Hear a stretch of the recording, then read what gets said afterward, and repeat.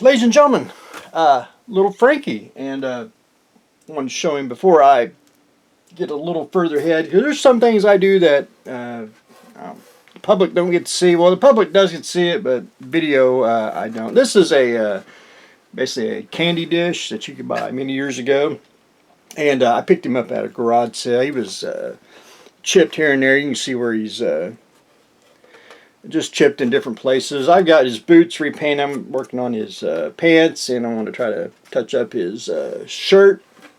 And he was missing his bolt heads on his head, so I've got the got some toy little bolts, cut them out and glued them on. And this is going to be a new candy dish for the my humble little toy store. I have a little Boba Fett candy dish that you get a free sucker, and for Halloween, we're going to do a little Frankie. I do have little Frankie in the shed out there, and there's actually a play school little Frankie that I'd like to have to go with the Mobius Frankie, but anyway, that's something I've been looking for. But anyway, I touched him up pretty good.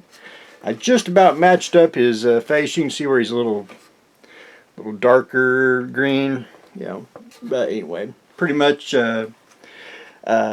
wanted to show it. I'm basically almost done. I'm going to do a couple more. I got to finish him up and then take him to the store, because Halloween basically starts in September. So anyway, that is where I am on Mr. Frankie.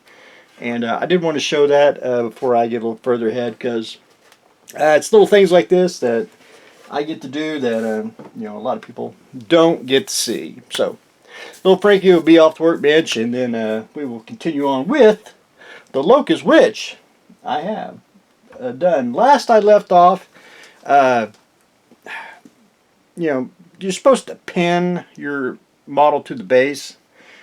He's got enough flat foot on him. I didn't have to, and I just basically super glued him and just let him sit for a day, and he is very, very sturdy on there. I did get the base painted, or the groundwork, and it's basically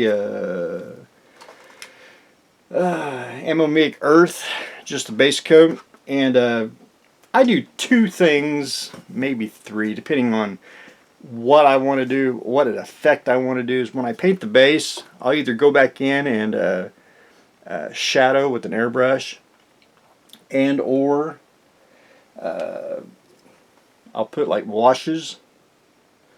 When I say a wash, more of a filter wash, more water, dirty water, you know, to get a different effect.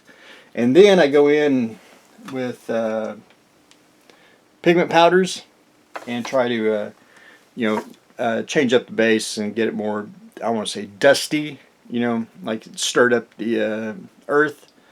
But anyway, I either do, you know, airbrush, or I'll do more washes, or I'll do a combo of three, or sometimes I'll just even do the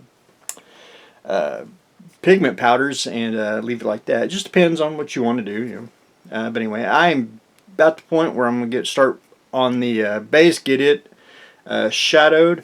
I went in, and you might be able to see different shades of pigment powders on the you know, where dust would settle and all that, dirt and grime. I did put the identification marking on the front, and it's probably hard to see. You might be able to see some of it, like right through here. There's a little bit of chipping. I'm trying not to go overboard. I was going to use the chipping medium, but then I was like, man, I really don't want to go. I don't want to go it too scratched up. You know, I wanted to keep it simple. So, where is Mr. Brush at? Where? Sometimes you can use for chipping a little sponge. Put it in a tweezer, and you can, you know, sponge. Sometimes that works. I have been lately liking get you old brush bristles that are just shot, and you can actually cut it with a pair of scissors, make different chipping brush, and you can go in and chip what you want. You know, basically a stipple. That's what I've been doing with that.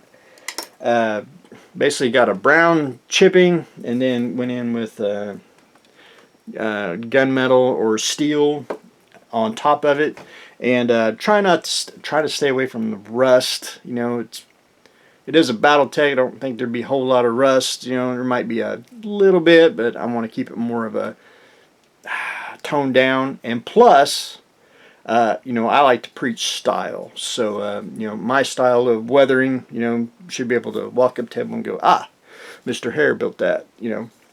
But anyway, there's trying to get dust everywhere on the pigment powders, and very little chipping. I mean, you might be able to see it, might not. Pilot's about pretty much done. You see again the shadows, you really can't see a whole lot. And I think it turned out pretty darn slick, so hopefully we'll get a little more done on him in the next couple days. And then we're on to another project, which I gotta wait till it gets here before I mention that, and it's something I want to do, and it's kind of about a 7 to 10 days out, because where I bought it is, won't go into there.